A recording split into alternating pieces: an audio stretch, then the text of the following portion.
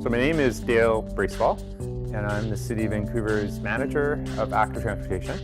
I've been doing this role for just over 5 years. I get to manage a great team.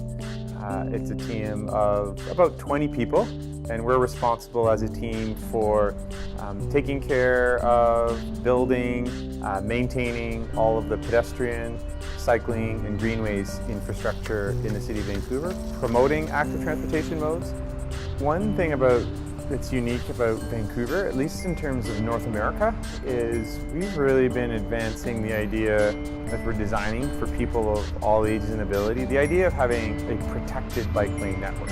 Because that's really what it's about, is protecting people who are cycling away from cars, which are a lot heavier and bigger, and trying to make people feel safe and comfortable.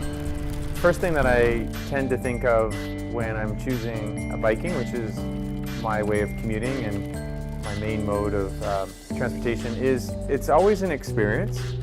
Maybe sometimes that experience is more about the fresh air that I'm going to get. Sometimes that experience is about the exercise, and sometimes, quite honestly, the experience is just being excited about listening to a podcast.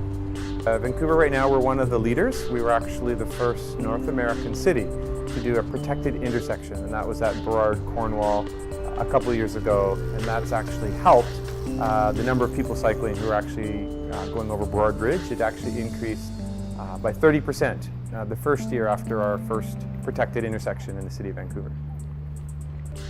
We've gotten really good, robust, permanent bike counters across the city, and we've got 9 locations that we actually publish online. And so what we do know is that over the last year, up till August 2015, we've had a 16%, that's 16% increase in bike trips on those permanent bike counters. So that's going to be a very good indicator, at least, of what we might expect in terms of the number of people who are making cycling trips across the city. Firstly, we think about the who, and who we're designing for in the City of Vancouver is not the already confident person cycling around Vancouver, but people of all ages and abilities. And we're trying to design it for children, for seniors, for everybody's comfort level.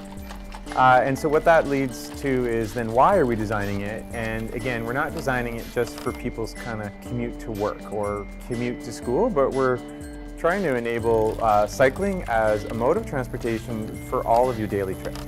And so then that leads to the what part of our designing our infrastructure. And so then all our design decisions, from lighting to paint to signals and the types of ways that we want to protect people from cycling away from cars, is to actually think about the who, people of all ages and abilities, and all the types of trips they may make. We use green paint in a couple locations in particular, intersections and driveways. And what we're trying to do by using the green paint is not use it everywhere, but then highlight with the green paint that that's an area of potential conflict. It's a place then where people are allowed to bike and people are allowed to be able to kind of move across that space in a car. So what it's really helping do is for, in particular, the person driving to know if they're actually going over that green paint. That's at least a highly likely place that they should be looking for a person cycling.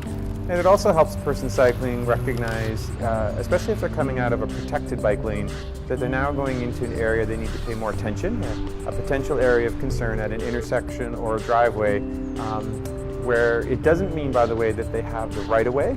Oftentimes they do, but it doesn't mean that they definitely do. And so we want everyone to be sharing the road, and the green paint helps identify those areas of potential conflict. It's a real privilege as the manager, though, to work with such a great team. And we all believe that this is going to help make a happier and healthier City of Vancouver with the work that we get so to touch and do here in Vancouver.